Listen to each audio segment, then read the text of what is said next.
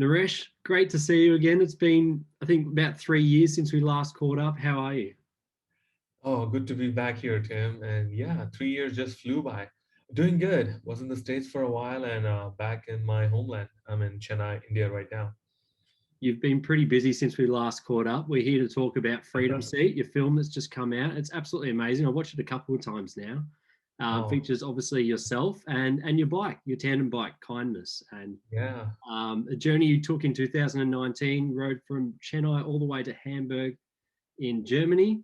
8,646 kilometers to be precise. I hope you recorded on Strava. I wish, but no, my most of the things, I mean, there was no reception and also there was no battery. The cold condition was pretty rough. So yeah, not on Strava, No, that's all unfortunately. good. That's all good.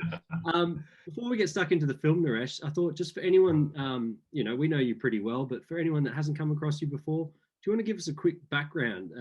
Who is Naresh and how did we get to this point Um, here? who's Naresh? Boy who grew up in a suburb in South India, very humble beginnings, grew up in a very poor condition. And in those kind of conditions, education is your only escape from poverty. That's your passport.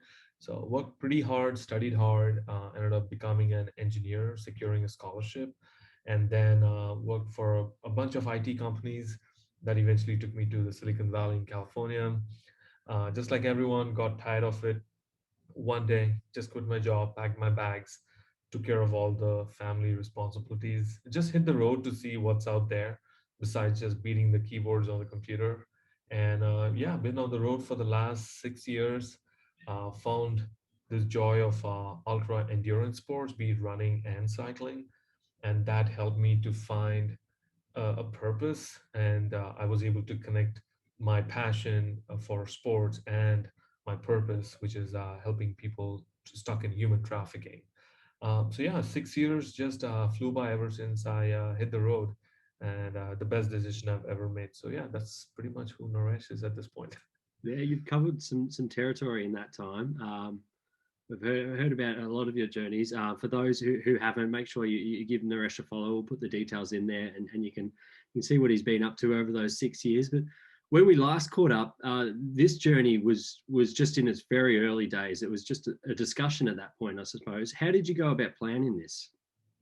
So it's all about who you surround with, right? You need those crazy people all around you to put this crazy idea, and it's like Inception of planning a dream in your head and you can't get it out. After I did my freedom seat in New Zealand, where I rode from Cape Reinga to Bluff on a tandem, picking up strangers along the way, and that was like a huge success. We were able to raise more than what we set out to raise for. When I was in India giving a presentation, a 70-year-old guy just put this idea in my head saying, a Rotary conference is happening in Hamburg where 40,000 most influential people are going to be there. Would you be willing to take a journey to go from Chennai, India, all the way to Hamburg, Germany? You may be the only delegate who will be biking to the conference while everyone is flying. And it sounded amazing, and I just couldn't get it out of my head. And also, you want to attempt something where challenge is like a big factor that kind of keeps you going. So yeah, that's how Freedom Seat India to Germany idea started. And when I met you in Australia, so it was still in like a very early planning stage, visas and training, and I didn't even know if it was something possible in these days and times. But yeah, so good to be done with Freedom Seat India Germany, and what an experience that was.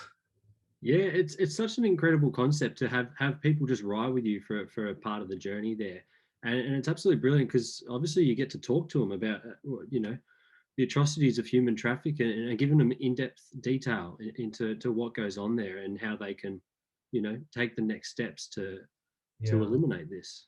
I mean, that's the thing, right, Tim? I mean, when you're talking about a child getting, sexually abused somewhere, who doesn't want to help?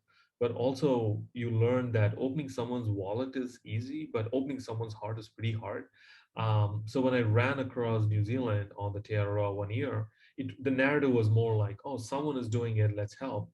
But I just wanted to bring people on the road, and not everyone can go on big expeditions like this. So you're just offering a seat for people, regular people, to go on an adventure. So one is the tandem. Everyone is curious. The curiosity drives them to me more than me talking to people. Everyone wants to know where the girlfriend is, why she's missing in the back seat, why is this guy riding all by himself? Mm. So they are driven by that curiosity, and they stop and they ask questions. And when you tell them why you're doing it, and all you're asking them when they say what can I do, you just tell them, I don't need your money or anything, I just want your time and energy. I'm really tired, I would appreciate your help. If you can come and join me on this expedition, pedal with me for the cause, let's do it together. So you're making them combine. Not a single person declined the invite. Everyone jumps on the car. Sometimes they would give the keys to the wife, and the husband would jump on the bike, and then the wife would take some turns, and then eventually you end up in their house. You stay there. So as you're riding, you're creating more advocates for the cause, and they are out there spreading the word, raising funds. So it was such a cool concept because bicycle is so minimal, and also the joy of sharing an adventure with another human. It was an amazing experience. That's brilliant. That's brilliant. And personally, as I said before, 8,646 kilometers you rode. You had a little bit of help with some people jumping on the tandem bike, but mostly you. How did the body feel after that journey? And were there times where you just felt like giving up? A lot of times. I mean, vulnerability, you kind of see it. I wouldn't put on a heroic face saying I did it all the way. There were so many days when the weather was so bad or the trucks would go so fast. This one day before I got into Czech Republic, I wanted to throw the bike on the side of the road, take a big rock and break it, and pretend like I got hit by a car so I couldn't ride anymore. I can use that as an excuse to walk away from an expedition. I got to that level. Yeah. Weather was just brutal. And also, laterally, the bike is so long, the crosswinds would just blow you off the road. And the weather was so terrible. So there were so many days just want to like give up and walk away. There were so many days sitting and crying like a baby on the side of the road, thinking, what am I doing here? I But don't blame you. I think those are the kind of days, that you really dig deep and you end up finding things that you never thought existed, that find gives you the courage to keep going. But I think the passion and the why we were doing this was a great motivation for me to keep going. Hmm. What was the longest day that you rode? The longest day was nearly a 20-hour day in Iran, because the next day was going to be a brutal weather day, which I knew I was not going to be able to ride much. And there was like a massive flash flood warning given. So I have to divert my route. Instead of going to Shiraz, I diverted my route to go towards Tehran. And yeah, that was the day. Just put my head down and rode for nearly like 20 hours, clocked, I don't know, maybe about like 200 kilometers that day. So that was the longest day. Yeah, that's hectic. You obviously had to travel pretty light. But what was the one thing that you wish that you brought with you? Oh, I wish I really carried a good a jacket, like a nice puffer, Yeah. because I was super lightweight, because I knew that 60 to 70, maybe 80% of the time I'm gonna be all alone riding this massive bike. So I wanted to compromise on the weight so I could move faster. But the one compromise that I made, because I looked at the weather conditions historically for the last 10 years, and it wasn't going to get anything less than like 5 or 6 degrees Celsius. But I think the coldest day was in Turkey when it was negative 15. Mm. And then you are just rolling up all the newspapers that you can find and you're stuffing it inside the jacket to insulate yourself. That day, I really wish I had a good puffer jacket. I would have given anyone $1,000 just for a jacket that Yeah, or maybe it's a chance to throw out a sponsorship if anyone works in the puffer jacket industry. day. Maybe help Naresh out on his next trip. And yeah, the film's had incredible response. Like, it was at the Kendall Mountain Festival. Right. Congratulations on that. There. What is next for you in terms of raising awareness? About modern day slavery and what people can do. Um, Especially now is like a crazy time, right? Because the global pandemic has exposed millions to the risk of trafficking, especially in developing countries like India. And it's made a lot of people vulnerable. A loss of livelihood due to forced shutdowns has made many people desperate for survival.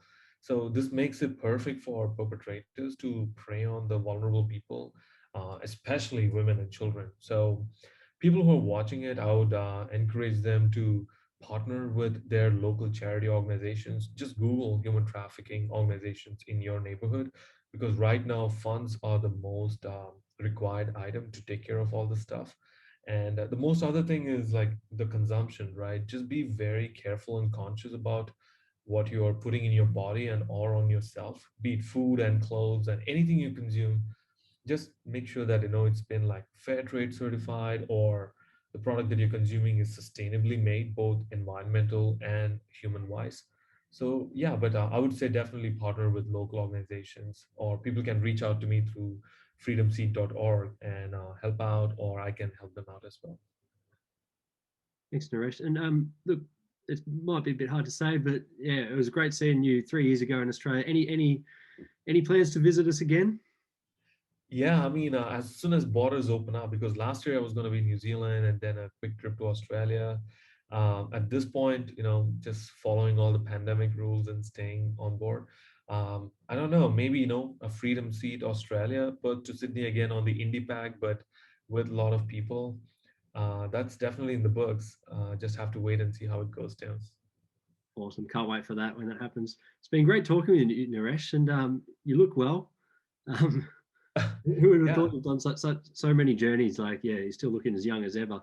So Thanks, Tim. I mean, Ken, thank you all, for all your support. Especially I was telling Rob the other day, 90% of the footage on the film was all shot with an iPhone that Quadlog generously gifted when I was visiting your headquarters. So it's really kind of you. I mean, my journey is totally possible because of kind support and help. I may say that it's a solo and unsupported journey, but I would be the biggest liar if I say that. Even this journey, 8,646 kilometers, 180 strangers from 18 different countries, aged 4 years old to 84 years old, helped me to pedal every single kilometers of that. So it would not be possible. Not just people who pedaled with you, but people who opened their doors. I was on the road for 74 days, pretty much 650 days. I stayed in total random strangers' house.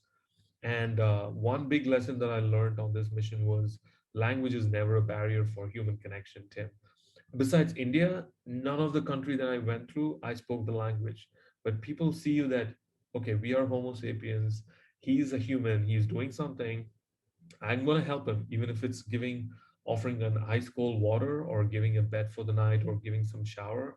So the kindness of humanity, it just blows your mind away when you go on a solo expedition like that. very, very appropriate. You say that with the name of your bike being called Kindness as Right. well. It was definitely a journey on kindness, entirely fueled by kindness and lots of peanut butter. I bet. For those who are watching, if you haven't seen the film, stop what you're doing right now and watch it. If you're on the Quadlockcase blog, it's just above you right there.